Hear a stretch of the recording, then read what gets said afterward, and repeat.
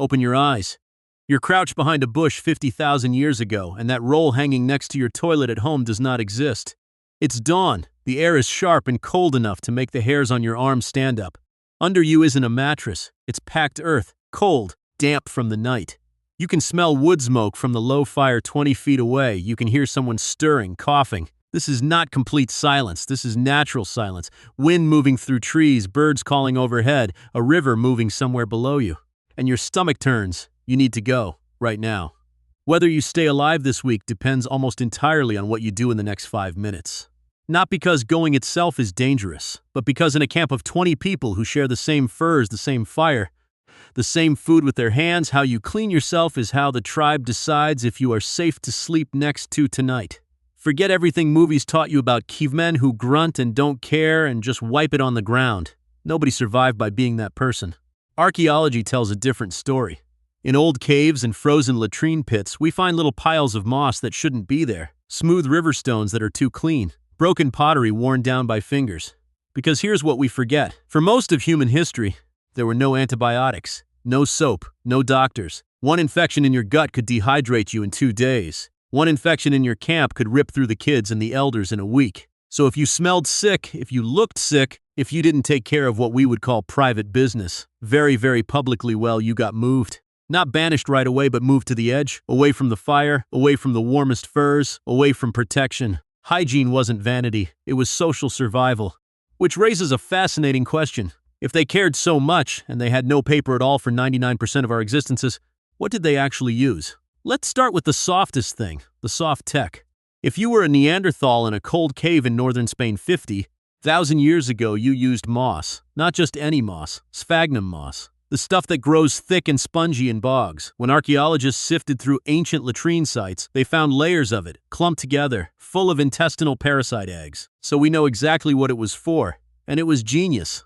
Reach down and grab a handful. It's warm, it's damp, even in winter, it's absurdly soft. It can hold 20 times its weight in liquid. And this is the part they knew without microscopes. It fights bacteria. It has a natural antiseptic in it. It doesn't just wipe, it soothes. This knowledge was passed down like medicine. In Inuit camps and in Siberian tribes until very recently, the job of gathering clean white moss for the family was as serious as gathering firewood. Older women would dry it, beat it soft, keep it in pouches by the sleeping furs. In colder months, they would use scraps of soft fur, usually rabbit turned inside out. In ancient Rome, if you were poor, you used wool. It sounds primitive until you actually feel it. It wasn't scratchy, it was warm. It was engineered not by a factory, but by thousands of years of women noticing which leaf left a rash and which moss didn't. Let's go. Now the hard tech. Because what if you don't live near a bog?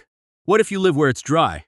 In colonial America, all the way up to the 1930s in farmhouses in the American South, people used dried corn cobs, and they had a system. The red cobs were rough, the white cobs were soft. You used the red first, then the white to check. You kept a bucket of them in the outhouse. Why rough things? Because in a world with no trash bin, no plumbing, no landfill, you didn't want something you threw away once. You wanted something you could wash, leave in the sun, and use again. A stone doesn't run out. A corn cob can be tossed in the fire. A broken piece of pottery is already trash that you made useful a second time.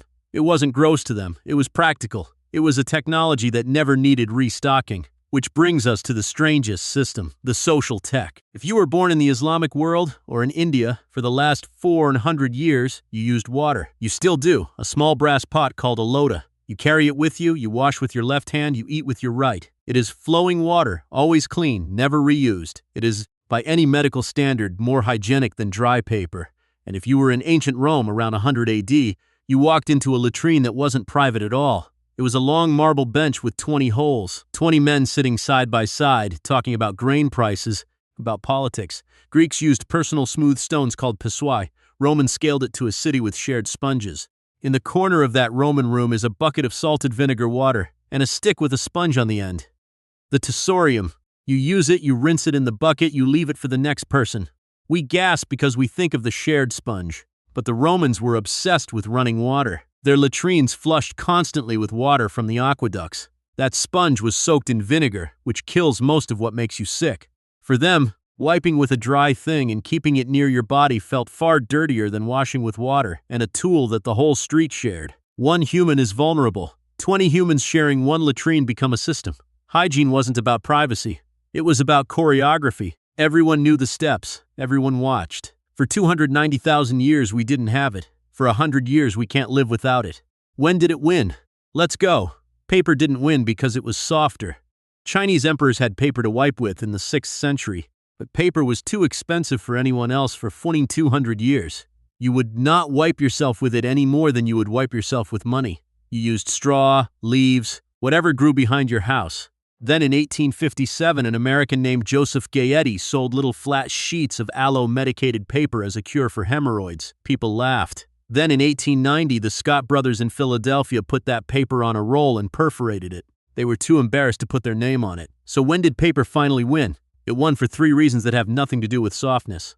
1. Pipes. Corn cobs clog. Paper dissolves. 2. The Sears catalog. For 50 years, rural America wiped with catalog pages until Sears switched to glossy paper you couldn't use. 3. Germ theory. Once we understood invisible things make us sick, reusable became disgusting overnight.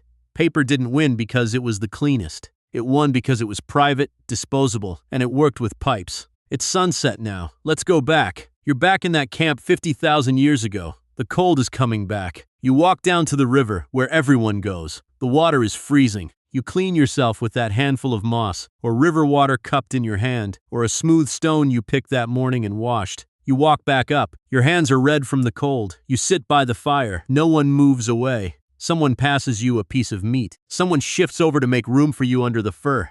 You passed. In a world with no doctors, no antibiotics, no soap, the group inspected each other constantly. Not because they were mean, but because one infection could take the whole camp.